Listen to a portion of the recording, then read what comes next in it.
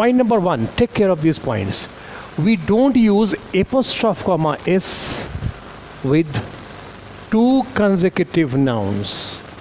हम लोग लगातार दो nouns के साथ apostrophe comma s का यूज़ नहीं करते हैं. No matter both of them are living beings, चाहे वो सजीव ही क्यों ना हो, लगातार दो शब्दों के साथ, दो नाउन्स के साथ एपोस्ट्रॉफ कॉमा इस हम लोग नहीं यूज़ करते हैं. Example, Rahul's wife's sister, Rahul की वाइफ की बहन. नो, एक राहुल में और एक लगातार दो नाउन में एपोस्ट्रॉफ कॉमा इस लगा हुआ है. So this is wrong.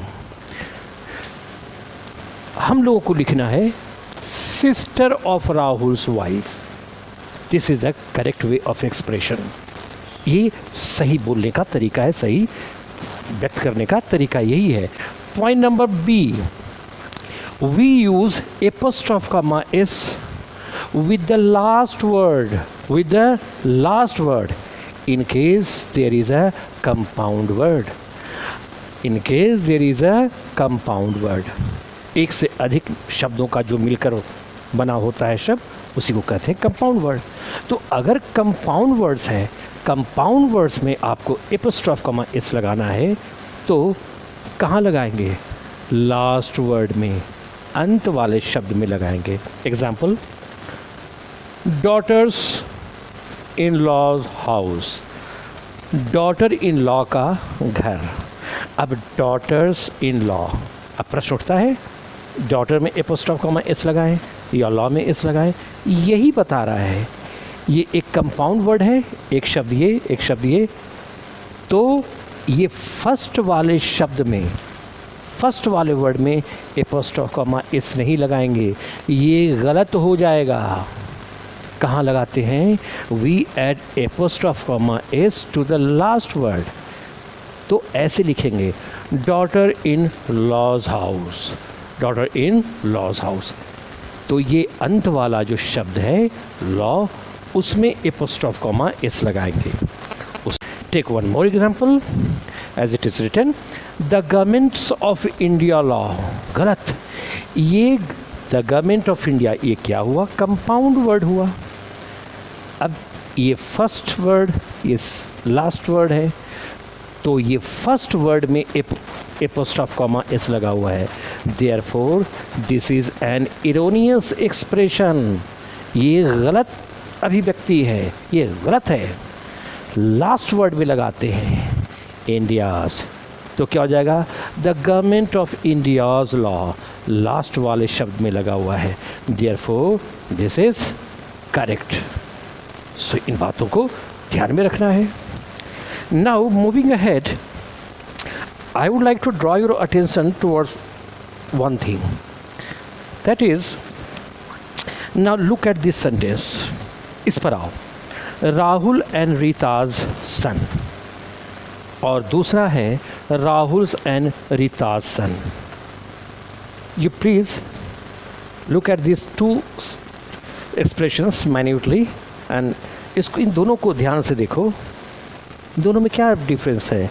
What difference do you find between this two? इसमें है, राहुल में एपोस्ट्रॉफ कॉमा एस नहीं लगा हुआ है, रीता में एपोस्ट्रॉफ कॉमा एस लगा हुआ है.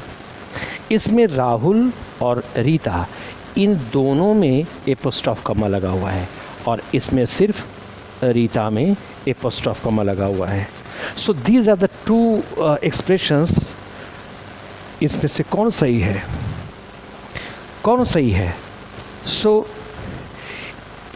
इन order to get at the correct answer, एक बात जानो, राहुल और सीता का बेटा, इसका मतलब क्या हुआ?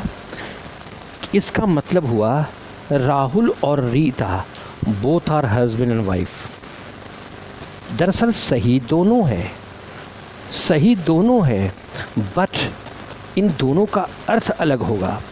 अर्थ कैसे अलग होगा? देखो, राहुल एंड रीताज, केवल रीताज, इसमें एपोस्ट्रॉफ कॉमा एस लगा हुआ है.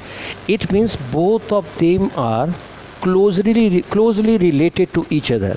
ये दोनों एक दूसरे से क्लोजली रिलेटेड है, यानी कि ये दोनों क्या हैं, बोथ क्या है, हस्बैंड वाइफ हैं, यानी दोनों का बेटा, दोनों का बेटा। एंड दोनों मीन्स व्हाट, ये राहुल और एंड रीता, ये क्या है, दोनों हस्बैंड एंड वाइफ हैं। ये क्या है, हस्बैंड एंड वाइफ है। तो जब दो नाउन्स क्लोजली रिलेटेड रहता है एक दूसरे से, तब हम लोग एपोस्ट्रोफ कॉमा एस लगाते हैं अंत वाले शब्द के साथ, अंत वाले शब्द के साथ। तो इसका अर्थ क्या हो जाएगा, राहुल और रीता दोनों हस्बैंड वाइफ है और उनका बेटा। बट राहुल्स एंड रीता सन, ये मतलब कैसे देगा, ये मतलब देगा कि राहुल का अलग बेटा और इसका अलग बेटा। इट मीन्स इन दोनों में कोई रिलेशन नहीं है, both of them are not related to each other. Rita का अलग बेटा और राहुल का अलग बेटा। तो इस बात को ध्यान में रखना है।